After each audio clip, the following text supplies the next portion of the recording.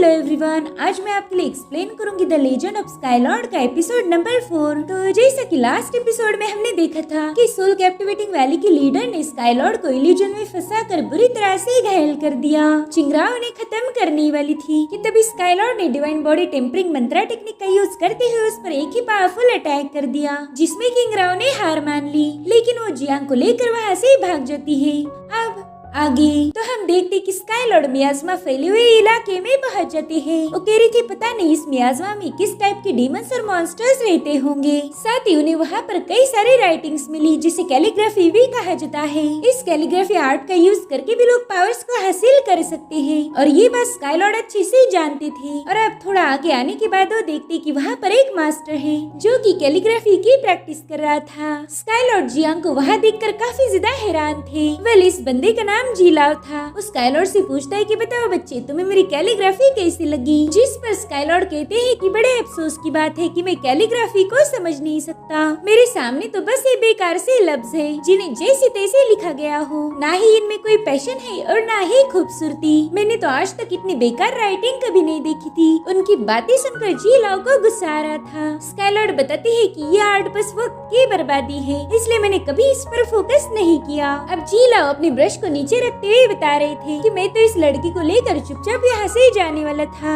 लेकिन बाद में मुझे पता चला कि लिंगियन सेक्ट में कोई मिस्टीरियस बंदा है जिसने स्कॉचिंग फ्लेम सेक्ट और सोल कैप्टिवेटिंग वैली दोनों के भी लीडर्स को हरा दिया। और मेरे ख्याल से वो बंदा तुम हो, तो क्यों ना तुम अपना मास्क हटाकर मुझे अपना चेहरा दिखाओ। जिस पर स्काईलॉर्ड कह रही थी कि तुम्हें तो अच्छी से पता है कि वो दोनों बंदे मेरे हाथों मारे जाने वाले थे, मगर उनकी किस्मत अच्छी थी कि वो यहाँ से भाग गए, लेकिन तुम्हारी किस्मत इतनी अच्छी नहीं। तुम्हें ये सब पता होने के बावजूद भी तुम मरने के लिए यहाँ चले आए। वाकई तुम्हारी हिम्मत की तो दाद देनी पड़ेगी। तो मास्टर अपनी कैलीग्राफी पर स्टैंप लगाते हुए कह रहा था कि वो फायर सेक्ट और सोल कैप्चरिंग सेक्ट मेरे डिवाइन सोर्ड पिक के सामने कुछ भी नहीं है। ये सुनकर स्काईलॉर्ड हंसते हुए कह रहे थे कि कहीं तुम डिवाइन सोर्ड पिक के यू किंग बाओ तो नहीं हो। जिस पर वो कहता है कि हमारे लीडर एक बेनाम बेकार से चूहे के साथ फाइट करने के लिए खुद नहीं आ सकते। तुम्हें हैंडल करने के लिए हमारे लीडर की जरूरत नहीं है, उसके लिए तो मैं ही काफी हूँ। जिस पर स्काईलॉर्ड कह रहे थे कि अभी अभी मैंने चिंगराओ और होली को हरा दिया और देखो अब तुम मेरे रास्ते में आ गए। शुक्र मनाओ कि मैंने मास्क पहना है,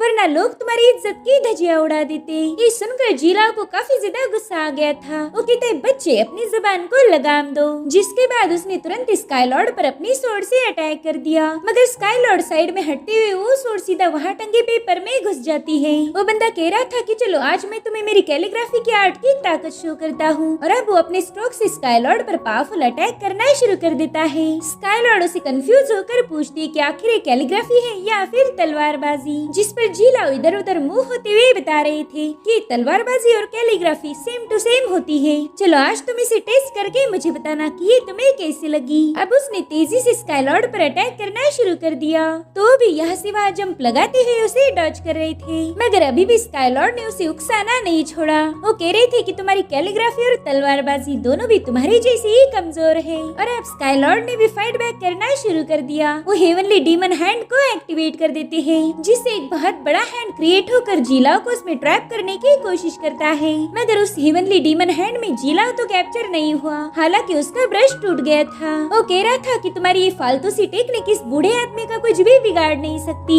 जिसके बाद वो अपनी स्पेशल सोर्ड को समन कर लेता है, जिसे the sword of the commoner भी कहा जाता था। और अब जीलाओ ने अपने मल्टीपल फॉर्म्स क्रिएट करके स्काईलॉर्ड को घेर लिया, जिसके बाद वो क्लैशिंग द फ्रंट टेक्निक का यूज करते हुए एक साथ ही स्काईलॉर्ड पर अटैक कर देते हैं, मगर स्काईलॉर्ड ने वहाँ पर एक पावरफुल शील्ड बना दी थी, तो उन तलवारों ने उस शील्ड को पियर्स करके ब्रेक कर दिया। जिसके बाद वो सभी फॉर्म स्काईलॉर्ड के साथ फाइट करना शुरू कर देते हैं, और स्काईलॉर्ड के पास तो कोई वेपन भी नहीं था जिसका यूज करके वो इन फॉर्म्स का मुकाबला करे, और इसी के चलते वो उन फॉर्म्स के हाथों घायल होकर काफी ज्यादा पीछे आ गए थे। वो देखते हैं कि अब उन सभी फॉर्म्स ने उन पर जंप लगा दी है, इसीलिए वो जल्दी से हेवनली डीमन हैंड की सेकंड स्टाइल का यूज करते हैं, जिससे वहाँ पर मल्टीपल हेवनली हैंड क्रिएट हो गए, और वो हैंड्स उन मल्टीपल फॉर्म्स के अटैक को डिस्ट्रॉय कर रहे थे। साथ ही उस हेवनली हैंड ने उन सभी फॉर्म्स को अपने अंदर जकड़ लिया। ये देखकर जीलाओ अपने एक और मूव का यूज करता है। उसने अपनी तलवार से कई सारे लेटर्स लिख के उस हेवनली हैंड को डिस्ट्रॉय कर दिया, और अब वो अपनी कैलिब्री आर्ट का यूज करते हुए स्काईलॉर्ड पर लगातार हमले कर रहा था, जिसमें स्काईलॉर्ड बुरी तरह से घायल होकर नीचे गिर जाता जाता है। जिलाओ भी नीचे आ चुका था। वो कहता है, बताओ बच्चे, अब तुम्हें मेरी कैलिब्री कैसी लगी? मेरे ख्याल से तुम्हें वो काफी ज्यादा पसंद आई होगी। तो स्काईलॉर्ड जैसे तैसे उठते हुए कह रहे थे कि वो तो फालतू थी, और अब उन्होंने अपनी हेवनली डीमन हैंड की थर्ड स्टाइल को एक्टिवेट कर दिया। उनके ऐसा करते ही जमीन से कई सारे हेवनली हैंड बाहर आ रहे थे जो जिलाओ को कैप्चर करने की कोशिश कर रहे थे। तो जिलाओ भी यहाँ से वहाँ भागना शुरू कर देता है, और अब जिलाओ भाग भाग के थक गया था, और जैसे वो एक जगह पर रुका, हेवनली डीमन हैंड ने उसे जकड़ लिया। स्काईलॉर्ड कह रहा था कि चिंगरा और होली के साथ फाइट करके मेरी एनर्जी काफी हद तक बढ़ चुकी है।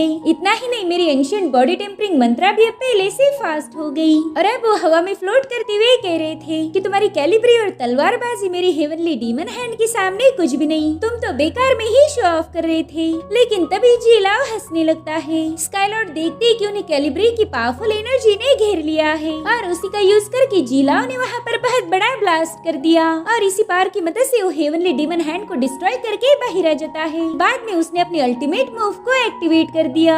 उसने अपनी सारी कैलिब्री की पावर को इकट्ठा करते हुए the sword of the feudal Lord create किया, जिससे वहाँ पर कई सारे लेटर्स बन गए थे, और अब वो सभी लेटर्स स्काईलॉर्ड पर अटैक करना शुरू कर देते हैं। इन सारे लेटर्स में तलवार की पावर थी, इसलिए स्काईलॉर्ड यहाँ से वहाँ भागते हुए उसके अटैक को डॉज कर रहे थे, मगर वो कैलिब्री के लेटर उनका पीछा नहीं छोड़ते, और उन्हें यहाँ से वहाँ जंप लगाते हुए देखकर जिलाओ हंसने लगता है। और अब जिलाओ ने कई सारे लेटर के तूफान बना लिए जिनसे बचना मुश्किल था, इसलिए स्काईलॉर्ड एक शील्ड बनाकर उसके अटैक को रोकने लगते हैं। वो कह रही थी कि मेरी एंशिएंट बॉडी टेम्परिंग मंत्रा इसके अटैक को रोक नहीं सकती, और शाओचिन की बॉडी काफी ज्यादा कमजोर है, इसलिए मैं अपनी सुप्रीम मूव का यूज तो कर ही नहीं सकता। मुझे कुछ भी करके इस बुढ़े के अटैक को रोकना होगा, वरना मेरी सारी स्पिरिचुअल पावर एग्जॉस्ट हो जाएगी। और तभी उस लेटर के तूफान ने स्काईलॉर्ड की शील्ड को ब्रेक करके उन्हें घेर लिया। वो लेटर उनके आसपास बड़ी ही तेजी से गोल गोल घूमने लगती है, और इसी दरमियान उनके बॉडी पर कट लग रहे थे। इधर जिलाओ अपनी फालतू की बकबक करके उन्हें और ज्यादा टॉर्चर कर रहा था, और फिर उस लेटर के तूफान ने स्काईलॉर्ड को जमीन पर लाके पटक दिया, मगर फिर भी वो जैसे तैसे उठ जाते हैं। जिलाओ ने तब तक एक और फॉर्मेशन बना लिया था। वो कह रहा था, बच्चे क्या मेरी तलवारबाजी की सबसे हाईएस्ट मूव देखना चाहोगे? वेल, इसका नाम है स्वॉर्ड ऑफ द एम्परर। और फिर उसने स्काईलॉर्ड पर एक पावरफुल अटैक कर दिया, जिससे वहाँ पर बहुत बड़ा धमाका हो गया था,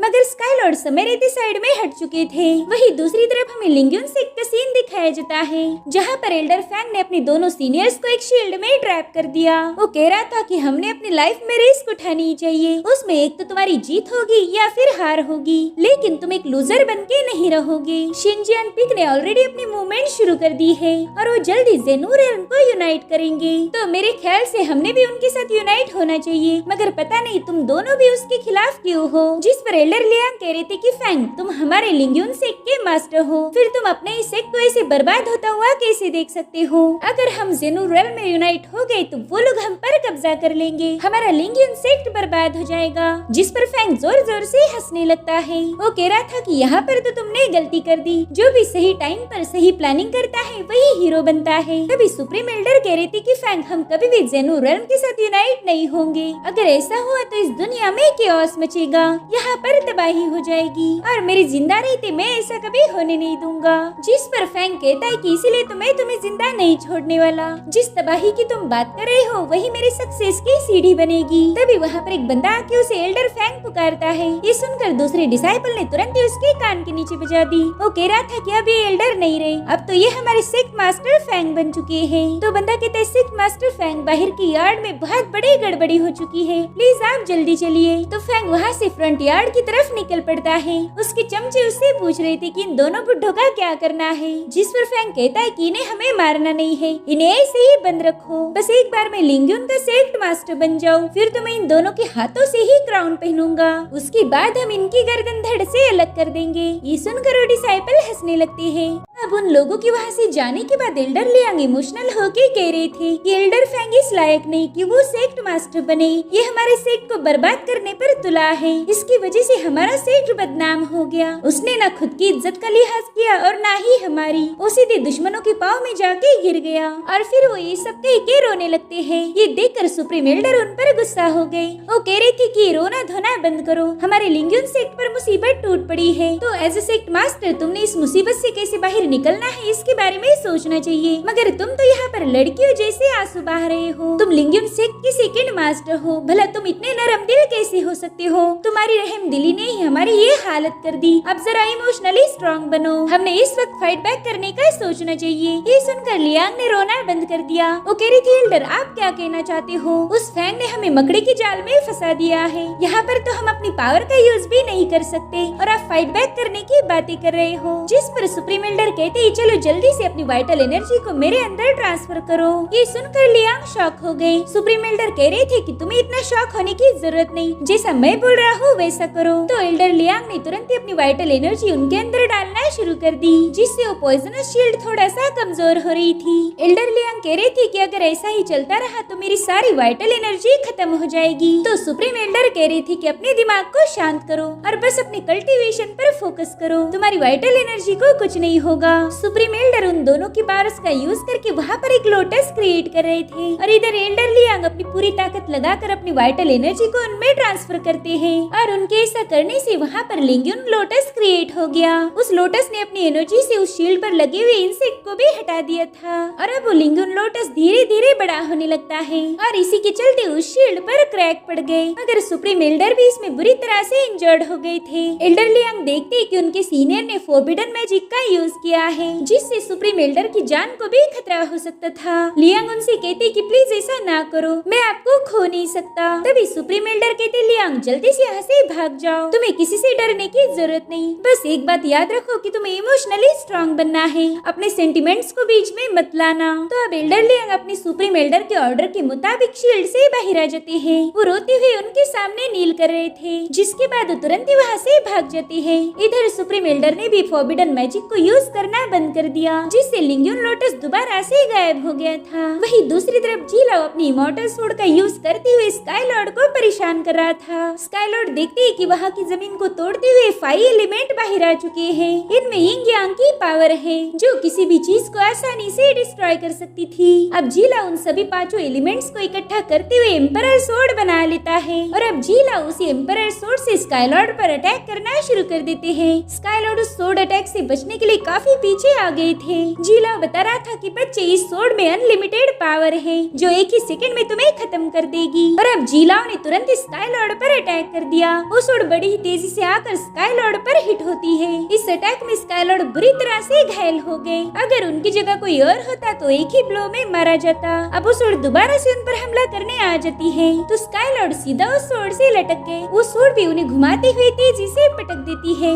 स्काई लॉर्ड में तो बिल्कुल भी पावर नहीं बची थी और तभी उनकी नजर जाती है जियांग पर, जो वहीं पर बेहोश पड़ी थी। तो अब उसे बचाने की खातिर वो जैसे तैसे उठ जाते हैं। तब तक जीलाओ ने अपने एम्परर स्वॉर्ड से उन पर एक फाइनल अटैक कर दिया, इसलिए वो जल्दी से अपने हेवनली डीमन हैंड को एक्टिवेट कर देते हैं। वो खुद ही उस डीमन हैंड में ट्रैप हो गए थे, जिस वजह से स्वॉर्ड उन पर टकरा के डिस्ट्रॉय हो जाती है। लेकिन जीलाओ ने उन टुकड़ों को दोबारा से इकट्ठा करके एम्परर स्वॉर्ड बना ली। वो कह रहा था, बच्चे तुम एक नंबर के बेवकूफ हो, मौत तुम्हारे सामने खड़ी है लेकिन फिर भी तुम स्ट्रगल कर रहे हो। और अब वो एक बार फिर से उस डीमन हैंड पर अटैक कर देता है। हालांकि अंजाम वही था, इस बार भी उस स्वॉर्ड के टुकड़े टुकड़े हो गए। इधर स्काई लॉर्ड अपने माइंड स्पेस में पहुंच चुके थे। वो कह रहे थे कि मेरे पास सबसे पावरफुल सुप्रीम टेक्निक है, लेकिन अफसोस मैं इस बॉडी में उनका यूज नहीं कर सकता। अब मेरे पास बस एक ही रास्ता है, मुझे एंशिएंट बॉडी टेम्परिंग मंत्रा में लेवल अप करना होगा, तभी जाकर मैं और टेक्निक को अनलॉक कर पाऊंगा। एक बार मैं नई टेक्निक को अनलॉक कर दूं, फिर मैं इस बंदे के साथ फाइट बैक कर सकता हूँ। इधर जीला हेवनली डीमन हैंड पर अपनी तलवार से मल्टीपल अटैक किए जा रहा था और फाइनली वो इसमें सक्सेसफुल भी हो जाता है, क्योंकि उसने डीमन हैंड को पियर्स कर दिया था। और ये देखकर स्काई लॉर्ड को भी थोड़ा सा टेंशन आ गया था। वो कह रही थी कि अगर ऐसे अटैक चलते रहे तो मुझे डर है मैं इस बंदे के सामने हार जाऊंगा। लेकिन तभी अचानक से उनका हेवनली डीमन हैंड रिपेयर हो गया, इसलिए स्काई लॉर्ड जल्दी से पीछे मुड़ के देखते हैं। वहाँ पर लाइफ बाउंड डिवाइन एबिलिटी थी, जिसे देखकर स्काई लॉर्ड काफी ज्यादा खुश हो गए। वो शॉक होकर कह रहे थे कि मुझे लगा नहीं था कि शाओचिन की बॉडी में लाइफ बाउंड डिवाइन एबिलिटी होगी। अब तो मेरा काम काफी ज्यादा आसान हो गया, इसकी मदद से तो मैं सुप्रीम लेवल के ऊपर भी ब्रेक थ्रू कर सकता हूँ।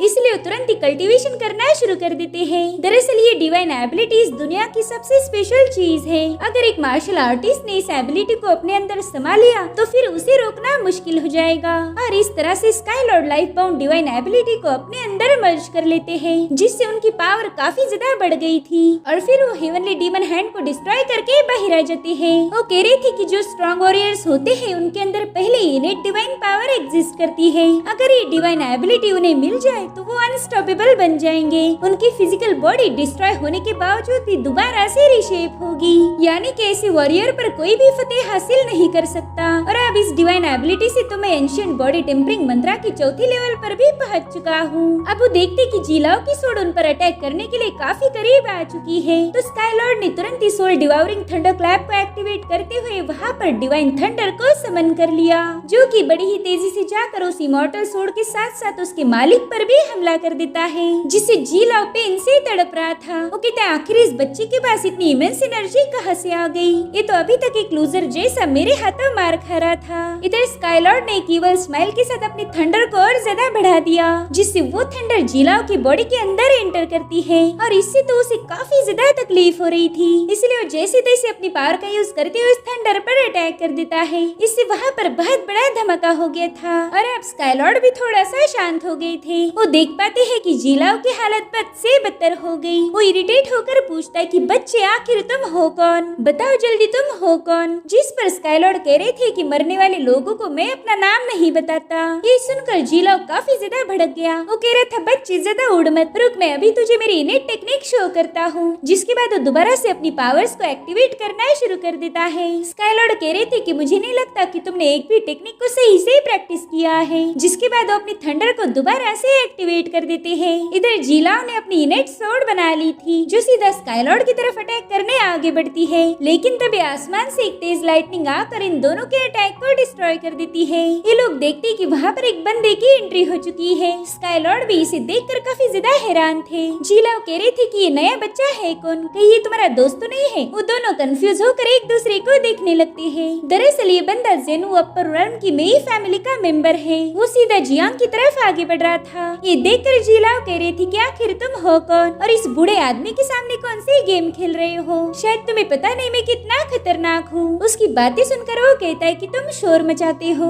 और फिर उसने एक चुटकी बजाते ही जीलाओ पर थंडर से अटैक कर दिया। वो अटैक इतना ज्यादा भयानक था कि जीलाओ की बॉडी वहीं पर डिस्ट्रॉय हो गई। स्काई लॉर्ड भी इस सब से काफी ज्यादा हैरान थे। अब वो देखते कि उस बंदे ने जियांग को उठा लिया है। स्काई लॉर्ड उससे पूछ रहा था कि बताओ तुम जियांग को लेकर कहाँ जा रहे हो और तुम्हारे पास ये अजीब सी पावर कहाँ से आ गई? तो बंदा कह रहा था कि तुम मेरी पावर्स के बारे में क्यों जानना चाहते हो? जिस पर स्काई लॉर्ड बताते हैं कि मेरे पुराने दोस्त के पास भी ऐसी ही पावर्स थी। जिस पर बंदा ताना मारते हुए कह रहा था कि तुम्हें देख के तो लगता नहीं कि तुम्हारे इतने पावरफुल दोस्त होंगे। स्काई लॉर्ड कहते हैं कि इस लड़की को छोड़ दो और मैं तुम्हें बख्श दूंगा। ये सुनकर उस बंदे को हंसी आ जाती है। वो कहता है कि पहला तो मैं तुम्हें मारने में बिल्कुल भी इंटरेस्टेड नहीं था, लेकिन शायद अब मुझे अपना इरादा बदलना होगा। और इसी के साथ ये एपिसोड यहीं पर एंड हो जाता है। Thank you so much for watching. Bye bye, take care.